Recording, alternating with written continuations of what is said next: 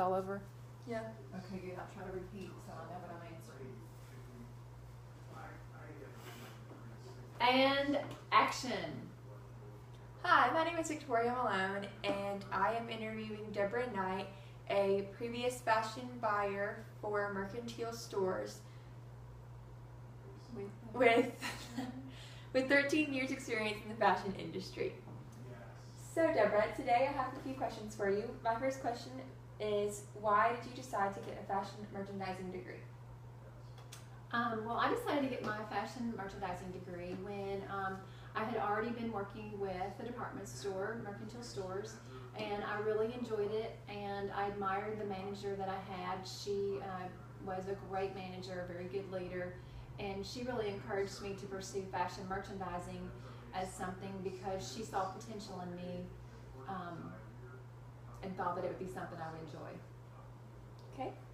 My second question is, you started out as a sales associate and you worked your way up to being a retail buyer. Can you tell me a little bit about how long it took you to work your way up and how the promotion process works? Sure. You're right, I did start out as a sales associate. I did that for several years. Once I graduated high school and I was in college getting my fashion merchandising degree, my store manager had been told a lot of nice things about me from my department manager, and so he quickly promoted me into what they called a junior training program, which was a program they had for people that were working their way up through college. Normally they hired people after they graduated from college and then put them in the training program. So it was really beneficial to me that I had already started working with the company and then decided I would like to pursue that. So that was a big advantage for me. And then from the junior training program, once I graduated from college, they immediately promoted me into the training program. And at the time, there were two managers that were pregnant and had babies. And so I immediately stepped into the role of a department manager right away.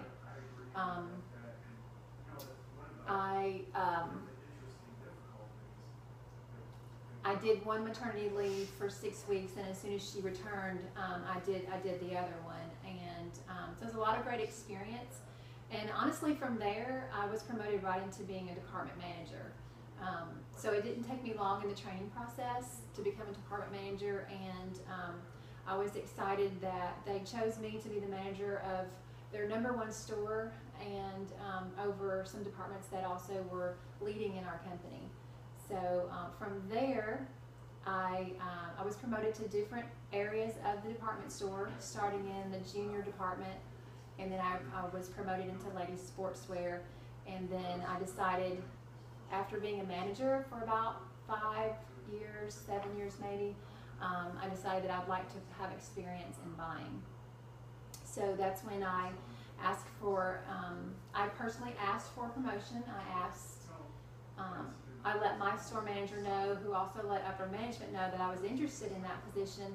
And since I had a very good work ethic and a good history with my company, they quickly interviewed me for an opportunity as a retail buyer, and I was quickly hired.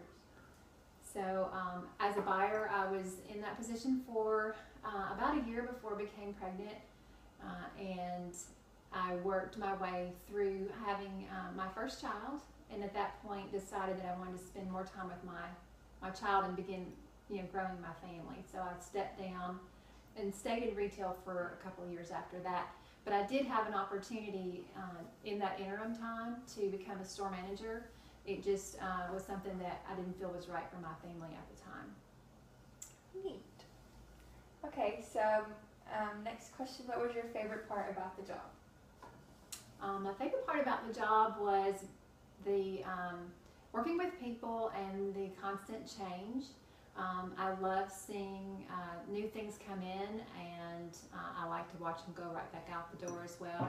And I like helping people, the satisfaction of someone with a need coming in and me being able to help them and them leaving happy that they came in. And I also love merchandising. I love the creative aspect of being able to decide where things are going to be displayed and how they're going to be displayed. Great. Okay. And with that being said, what was the hardest part of your job?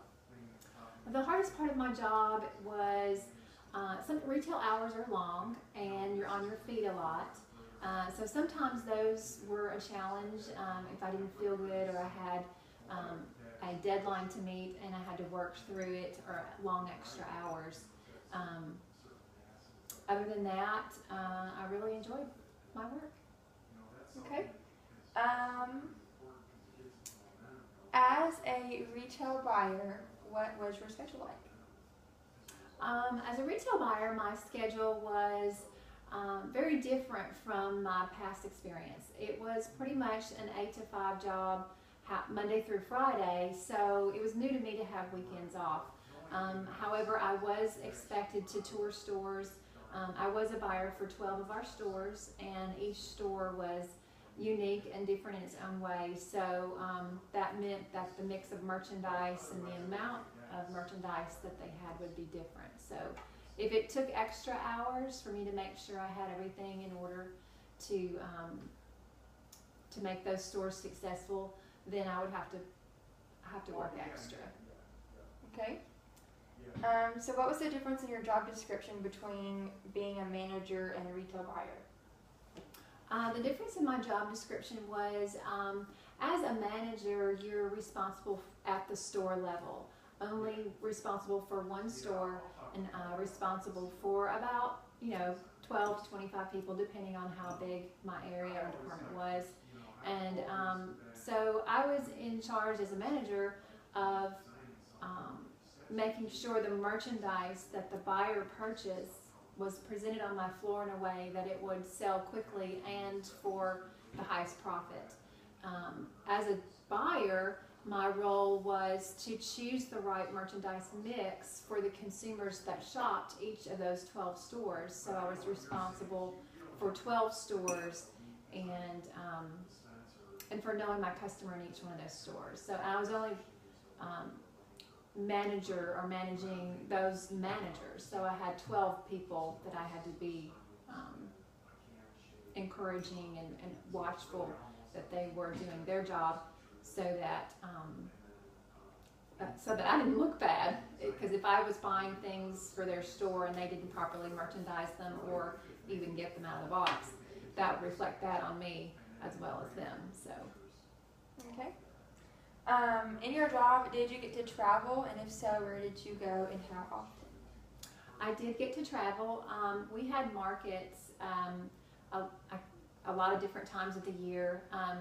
The interesting thing about market is you could go to New York in September, but you may be buying for spring and summer.